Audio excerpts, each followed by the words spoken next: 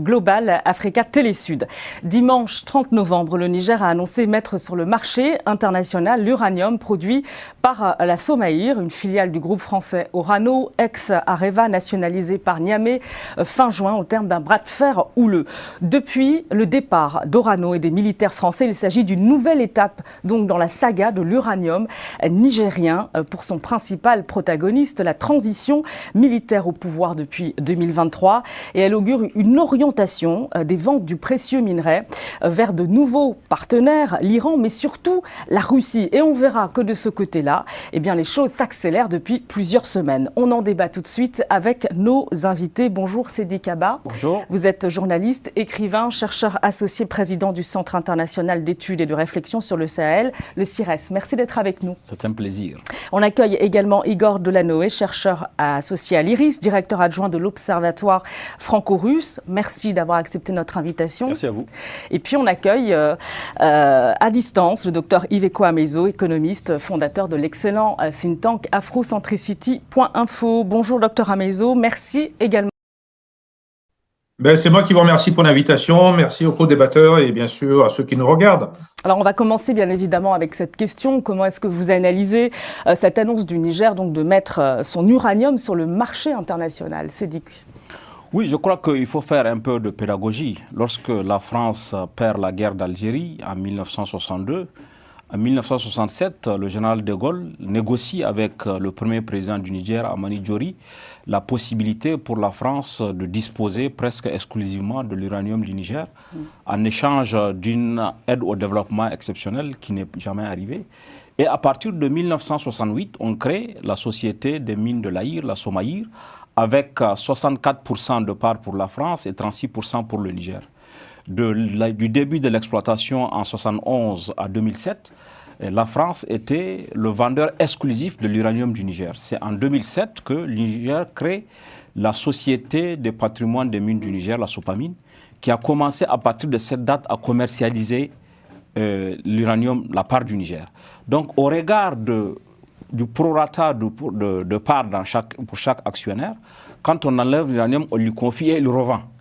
À partir de 2007, le Niger s'est mis à vendre son uranium à qui il veut, comme la France aussi avait vendu à qui elle voulait. D'ailleurs, la France a vendu l'uranium à la Corée du Sud, à KEPCO, qui est une société. Et donc, il n'y a pas sur le fond un problème à ce que le Niger vende sa part d'uranium à qui il veut.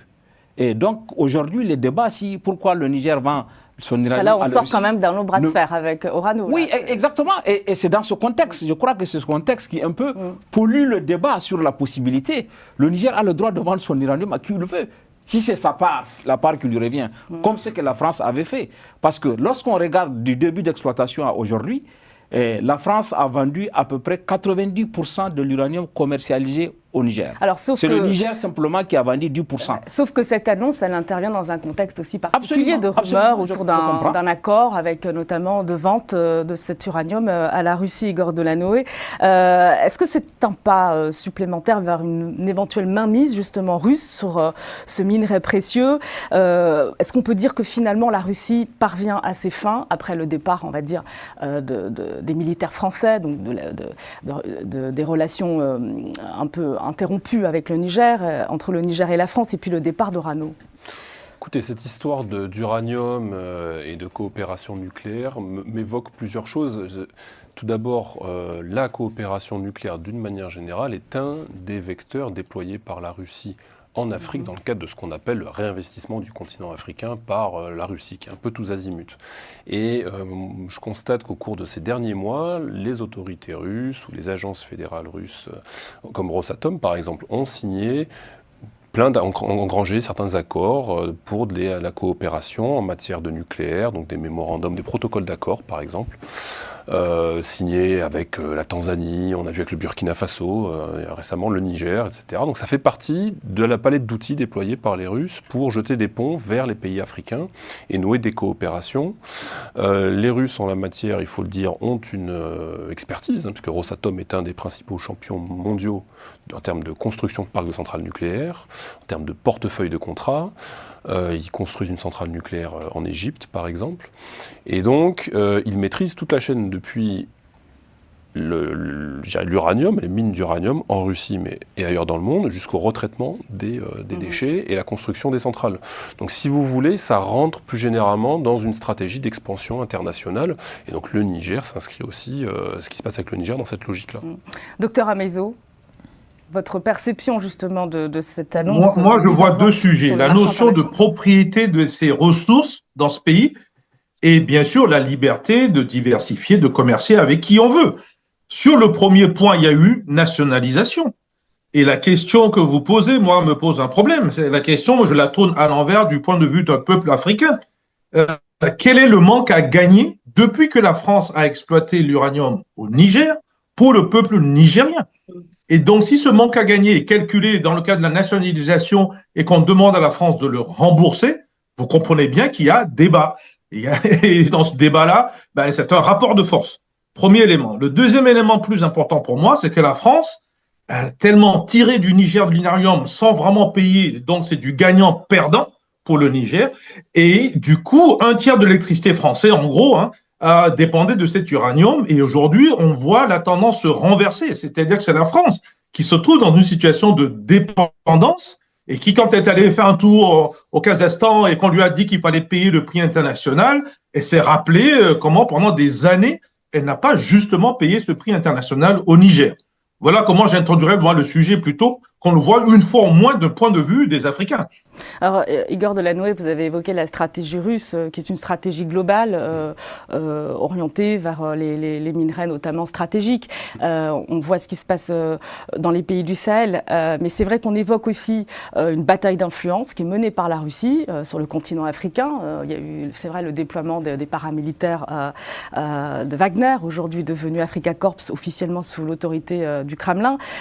Et dans le viseur des Russes, dit-on, les intérêts occidentaux et français en Afrique. Qu'est-ce qui se joue réellement? Est-ce que ça fait partie aussi de cette stratégie russe, court-circuiter les intérêts français, les intérêts occidentaux, et où est-ce que la Russie place ses objectifs en termes de priorité? Alors, si vous voulez, ça s'inscrit d'une manière générale dans cette dynamique de réinvestissement du continent africain par la Russie, qui a été formellement, je dirais, incarnée par le sommet Russie-Afrique de 2019 à Sotchi, qui marquait vraiment l'incarnation politique au plus haut niveau de l'État russe, de vouloir s'impliquer en Afrique. Il y a un discours que les Russes répandent et développent, je dirais, à l'endroit des opinions publiques africaines, qui est le discours sur la souveraineté. C'est-à-dire que la Russie se présente comme, comment dirais-je, un acteur qui propose toute une panoplie de services et de packages de sécurité alimentaire, sécurité dure, avec à l'époque Wagner et maintenant le corps africain, sécurité informationnelle, sécurité énergétique, et on revient au sujet qui nous intéresse notamment. Tout ceci est enrobé dans un discours sur la souveraineté, et souveraineté dans le langage des Russes, ça veut dire souveraineté à l'égard des Occidentaux, avec notamment tout un récit qui a été déployé sur les pratiques dites néocolonialistes des anciennes puissances tutélaires, notamment en Afrique, et notamment concernant l'accaparement des ressources et les autres choses. Donc tout ceci est un discours évidemment de rupture à l'égard de l'Occident, et c'est dans ce cadre-là qu'intervient donc ces coopérations qui sont nouées, notamment autour de l'uranium et de l'atome, qui doivent répondre à la fois à une offre proposée en termes de formation aussi des scientifiques, puisque les Russes proposent de former les scientifiques africains à l'emploi de technologies liées au nucléaire, comme par exemple le nucléaire pour le médical, mais aussi évidemment l'exploration des ressources et pourquoi pas la construction ensuite d'infrastructures, mais là ce sont des chantiers de plus long terme. Ouais, on va revenir sur je crois que l'expression réinvestissement est tout à fait appropriée. Parce qu'il ne faut pas oublier que la Russie, pendant l'URSS, a eu une part africaine intense. Il y a une université, Patrice Lumumba, à Moscou, qui a formé beaucoup d'élites africaines. À partir du moment où l'URSS s'est effondrée, il y a eu un petit retrait et là, il y a un réinvestissement sur le continent africain, ce qui est tout à fait approprié. L'autre dimension, c'est que, en fait, la France a été dans une posture, dans les pays, dans son ancien précaré, une posture dominante. Aujourd'hui, il y a de nouveaux acteurs. On fait souvent une fixation ici sur la Russie en France, alors qu'il y a d'autres acteurs aussi éminents, tels que la Turquie. Oui, la Turquie. Quand vous regardez au Sahel, j'ai toujours dit que, pour moi, l'acteur qui a une démarche cohérente et qui va sur le... C'est la Turquie.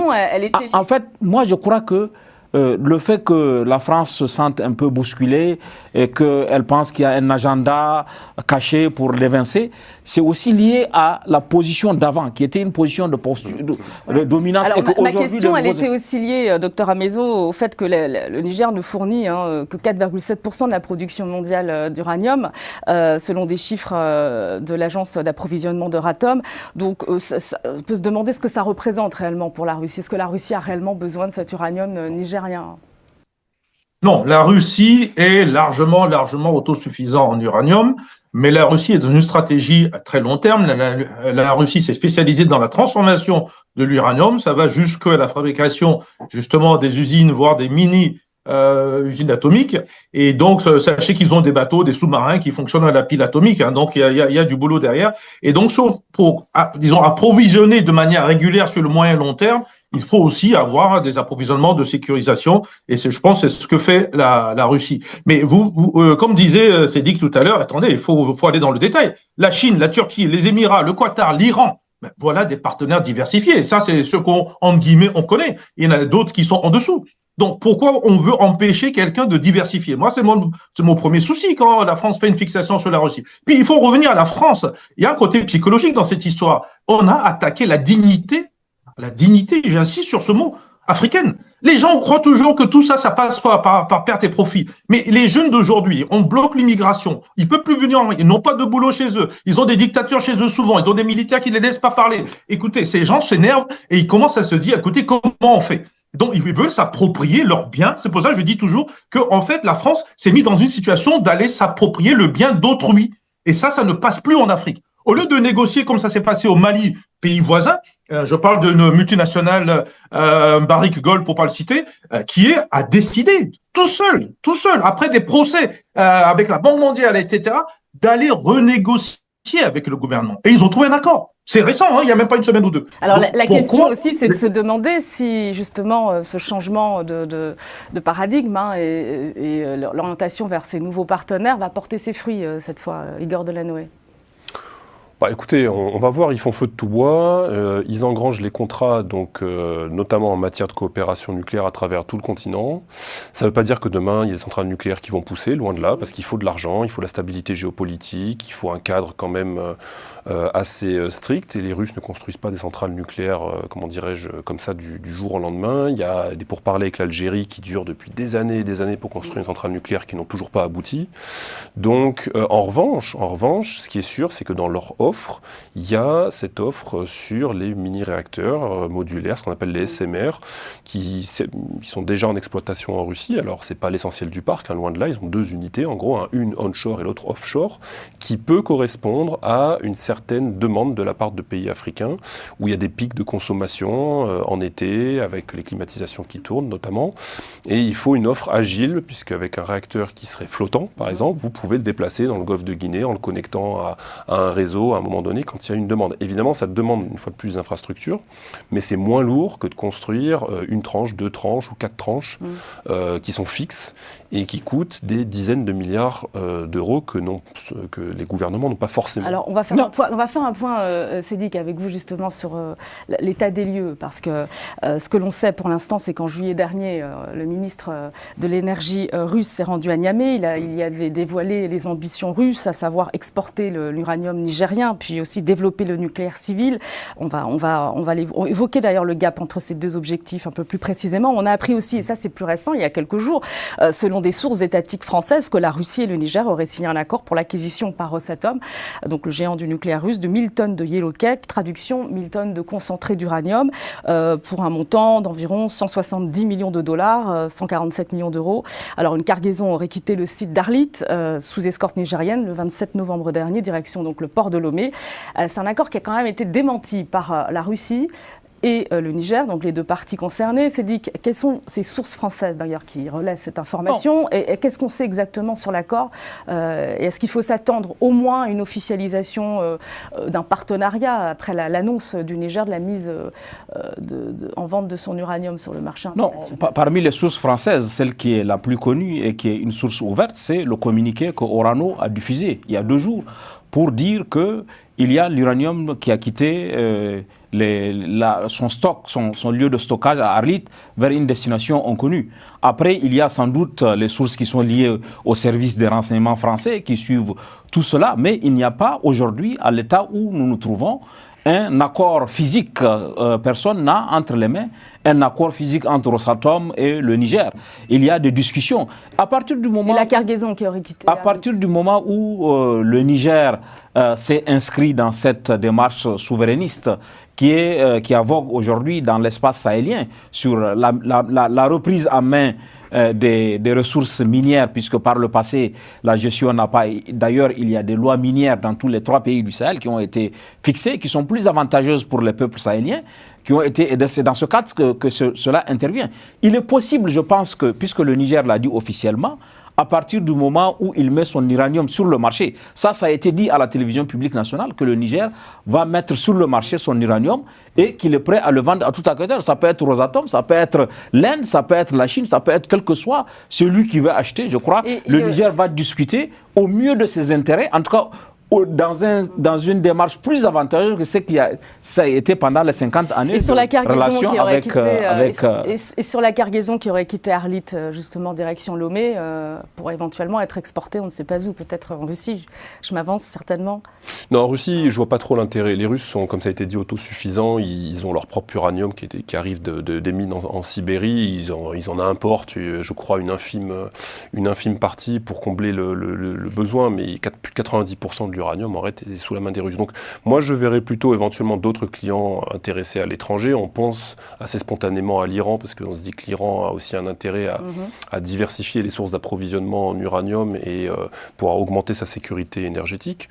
La question c'est comment ça va parvenir jusqu'en Iran. Si c'est l'Iran, alors probablement par bateau. Par bateau, moi je dirais plutôt par le sud en tournant le cap de Bonne-Espérance parce que par le nord, la Méditerranée, c'est quand même politiquement très sensible et plus risqué, passer par la mer Rouge, bon.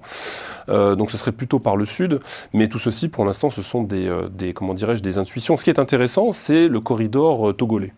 Parce que ça, c'est nouveau, ça permet, la logique des Russes, c'est celle de désenclaver ses partenaires de l'AES, donc il y a déjà le corridor par la Guinée-Conakry qui fonctionne bien avec le Mali qui est établi, et là il y a celui par le Togo qui permet de désenclaver relativement le Burkina Faso.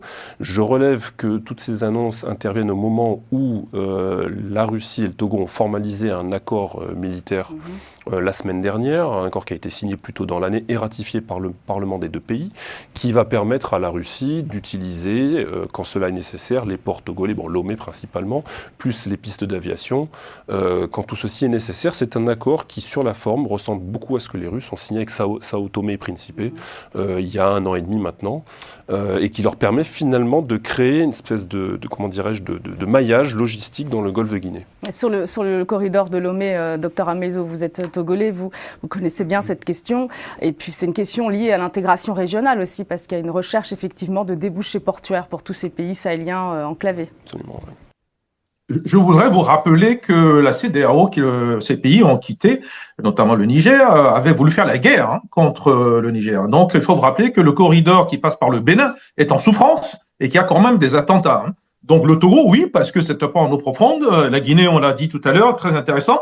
Et je vais rajouter autre chose. Le président togolais s'est rendu chez M. Poutine il y a quelques jours. On ne sait pas trop ce qui en est sorti, mais il est sûr qu'ils ont dû discuter ce dossier-là, d'abord pour la sécurisation, d'abord des équipements, enfin seulement pour l'individu lui-même qui est allé là-bas. Mais il y a un problème de fond. Il y a un embargo. Il y a un embargo envers la Russie. Et donc chacun essaie de trouver la formule pour pouvoir essayer de faire ça. Maintenant, moi, je voulais corriger quelque chose quand même. Il y a une approche dans ce que vous dites qui me semble être trop bilatérale. Si on prend quelque chose, c'est pour le vendre obligatoirement en Russie. Moi, je vois pas ça du tout comme ça. Je suis dans un monde multipolaire. D'abord, il y a des sociétés écrans, il y a des sociétés en cascade. Vous ne savez pas la destination avant que quelqu'un arrive à l'identifier. Donc, on ne sait pas trop où ça va aller. Ce qu'il y a de sûr, il y a quelque chose qui est bien parti, le tonnage, on peut en discuter, et qui va se faire. Est-ce qu'il y aura des attentats? Est-ce qu'ils vont mettre les terroristes instrumentalisés sur le dossier? On va bien voir. Ce qu'il y a de sûr, c'est que ça va fonctionner en dehors du Bénin. Et le Bénin, vous savez que c'est derrière le Bénin, c'est aussi la France. Attention, donc, tout ça est en discussion. Ce que vous dites, Dr Amuso, vous dites, ils vont mettre les terroristes sur le dossier. Écoutez, chaque fois qu'il y a quelque chose qui va vers la souveraineté africaine, notamment dans l'AES, et notamment dans la zone où on veut la souveraineté, on voit des terroristes apparaître rapidement, on ne sait pas trop d'où, qui ont le financement, les motos, et puis voilà. Donc il faut se poser quand même la question. J'ai même fait tout un papier là-dessus pour comprendre. Et ça va jusqu'au satellite. J'ai dit, il s'adresse non plus maintenant à prendre le sous-sol, le sol, maintenant ce que j'appelle le hors-sol, c'est-à-dire le dessus. Donc il faut bien se poser la question.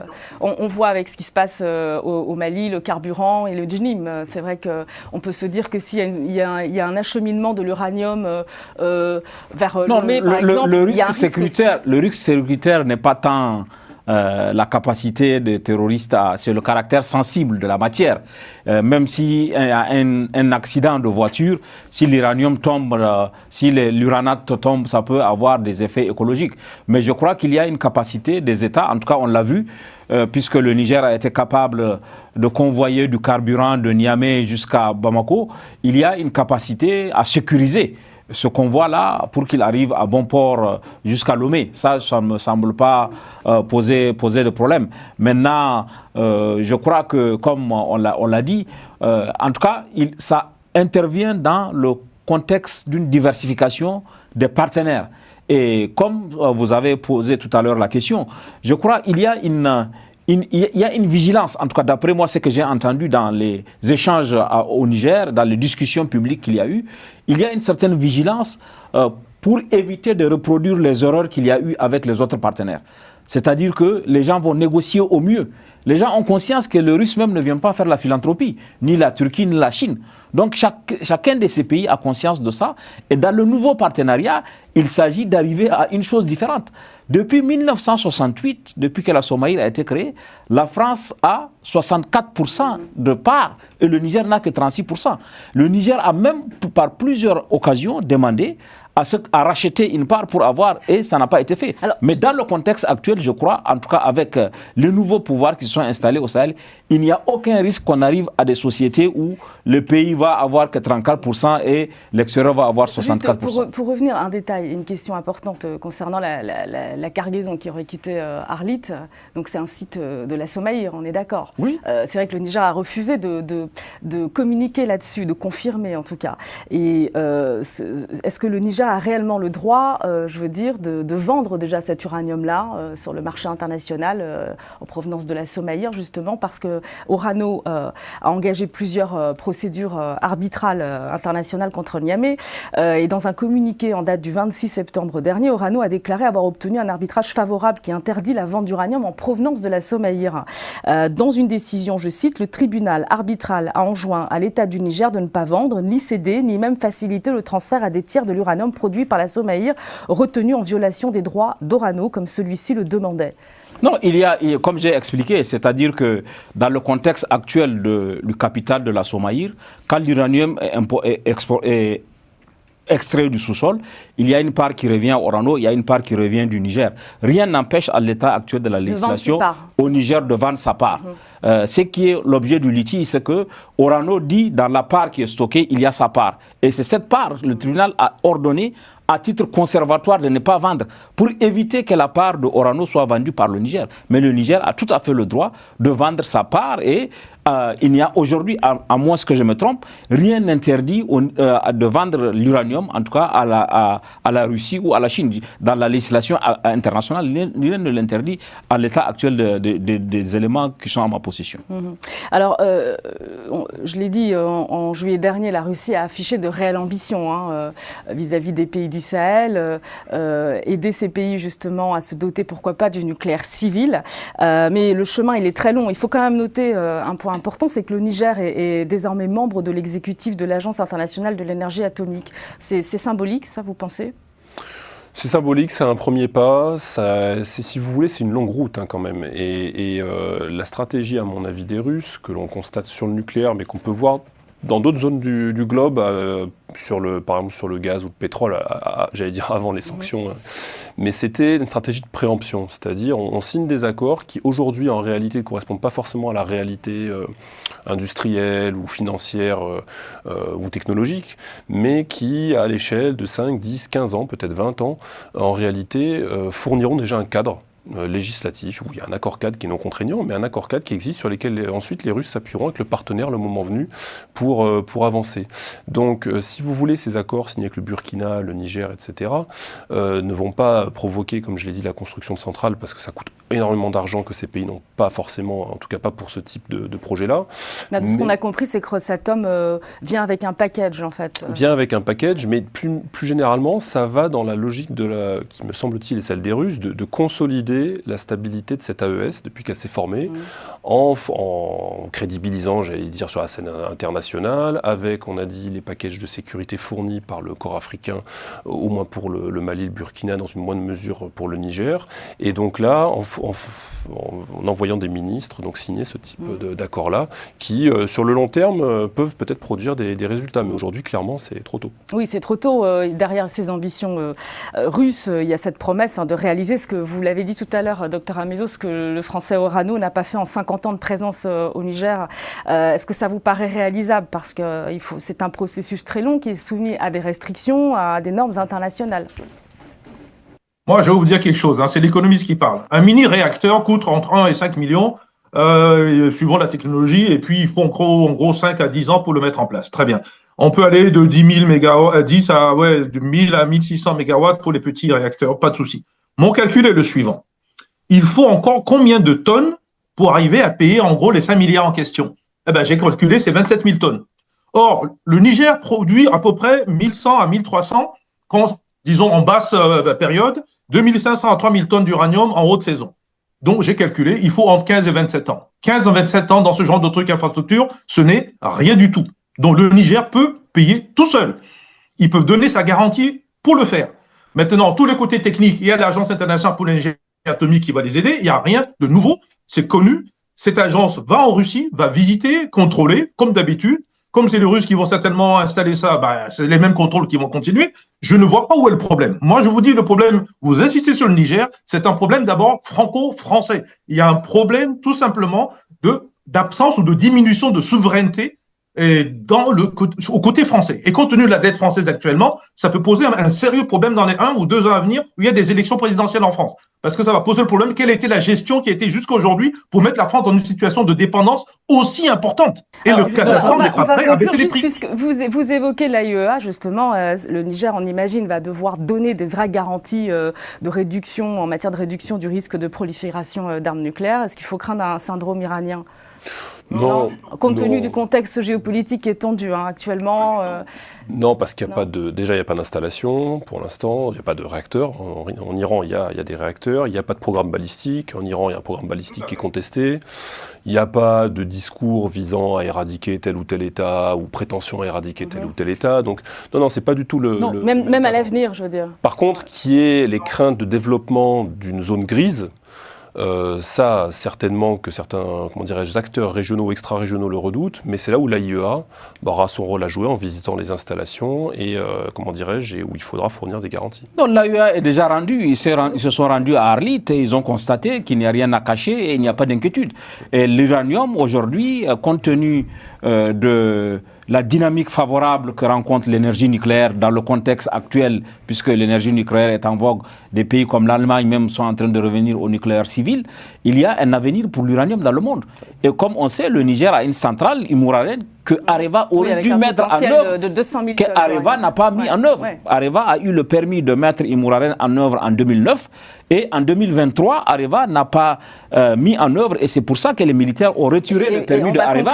Et il y a ça aussi qui est devant le CERDI, le retrait du permis qui a été fait à Areva parce que Areva a eu le permis en 2009 et ne l'a pas mis en œuvre alors qu'il devait tomber dans le domaine public et quand les militaires sont venus, ils ont retiré. Et juste pour conclure, puisque vous l'avez évoqué, ce qui est reproché à Orano, c'est que dans la ville d'Arlit, par exemple, où se trouve la mine, il y a une partie où il n'y a pas d'électricité, il n'y a pas d'eau potable.